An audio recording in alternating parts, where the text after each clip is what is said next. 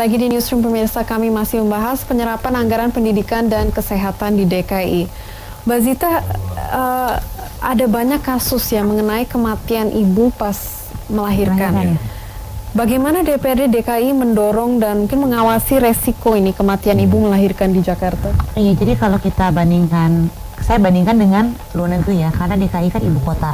Jadi sepantasnya dengan anggaran yang paling tinggi tahun ini 80, sekian triliun, kita bandingkan dengan luar negeri, dengan negara tetangga kita misalnya Singapura aja.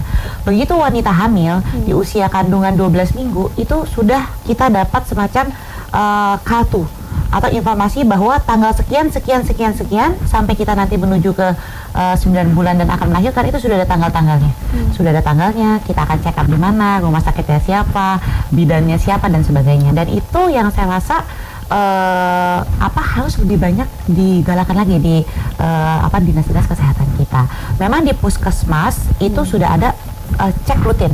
Tapi kalau kita bisa survei ke puskesmas di level-level RW ya, kita lihat ya, itu sangat minimum sekali alat-alat yang dibawa oleh perawatnya itu. Bahkan dokternya itu tidak setiap kali sesi ada, diganti-gantian dokternya. Jadi kadang sebulan sekali, kadang 2 minggu sekali.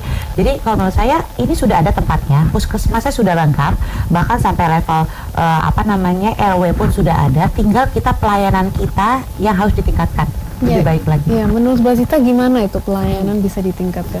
Ya, tentunya kita lihat lagi dari anggarannya ya. Kita akan evaluasi anggarannya, makanya di DPRD penting ada perempuan. Mengapa? Supaya kita bisa mengawal anggaran yang gender responsif. Gender responsif terhadap siapa? Terhadap perempuan, khususnya ibu dan anak. Bagaimana anggaran yang dicanangkan itu melihat kebutuhan-kebutuhan wanita. Misalnya anggaran pendidikan atau anggaran kesehatan. Kita lihat untuk puskesmas itu apakah jangan-jangan hanya dianggarkan, tapi kita teliti lagi kualitasnya. Apakah pro terhadap wanita dan juga terhadap anak. Oke, Pak Yayat. Ya, begini.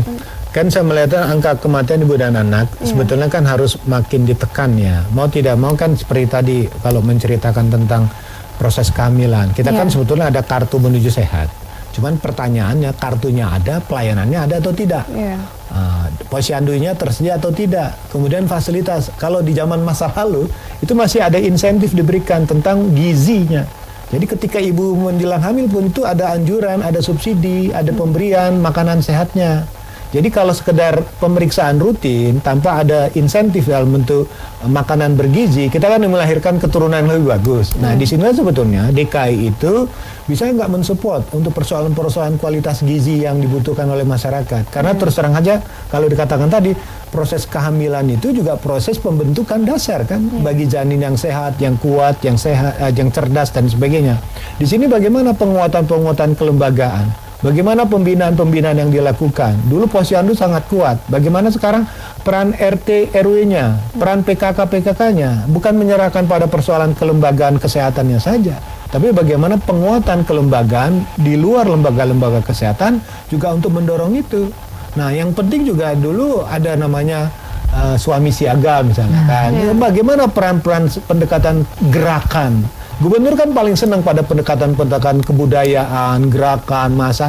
Itu harusnya bisa dong. Kalau DKI walaupun sudah metropolis, tapi membangun kepedulian dalam konteks kesiagaan, suami siap antar jaga misalnya kan. Itu kan menarik.